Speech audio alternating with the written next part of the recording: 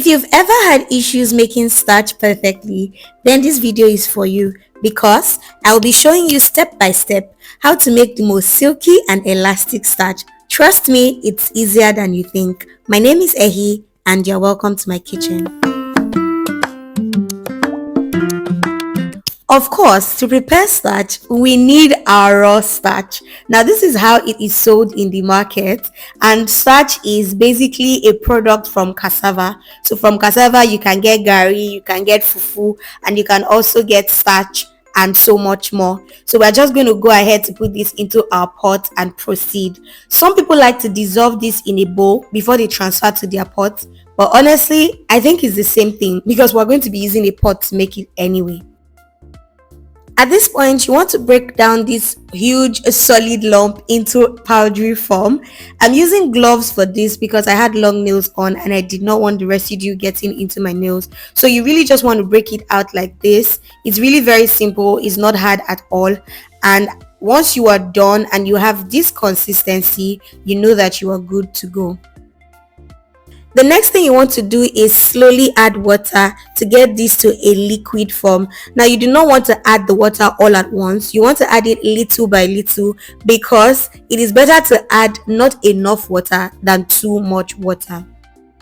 So once you add in water, the starch will start to form again at the bottom of the pot like this. So what you want to do is mix this up thoroughly to ensure that there is nothing forming under until the pot looks as clean as this. Now I know that one of the major issues that people have with making starch is the water to starch ratio. So you want to stay with me because I'm going to be talking about that much later. At this point, you want to add in some palm oil. I grew up knowing that we make starch with palm oil. I don't know why, but I figured that you cannot be eating white starch, so the starch just has to look appealing. Again, I eyeball the oil that I add, but if you are looking for oil to starch ratio, I'll also be talking about that much later. What you want to do at this point is just continuously stir in circular motions because you do not want it forming any lumps underneath when it's not cooked. Now, as you continue to stir, it will begin to form like this. Once it starts to form, you know that you are on the right track. At this point, I like to reduce my heat to very low heat and I just continue to stir and it begins to form.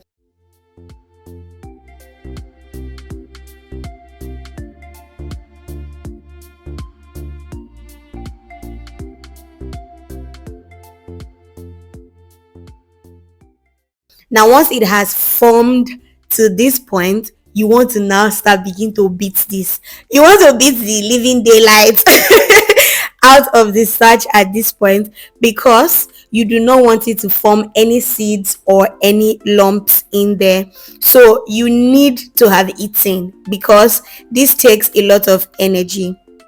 So for the measurement, I would say 500 grams of starch equals 750 ml of water. Trust me, it works for me every single time, and that's the exact measurement I used in this video. And you can see how light, elastic and fluffy this is. Now you want to keep beating this up until it cooks properly because at this point you think it has forming but it hasn't cooked. You can still see some traces of whitish stuff there. What you are aiming for is that golden yellow color, so you want to keep mixing till it cooks properly and it combines like this.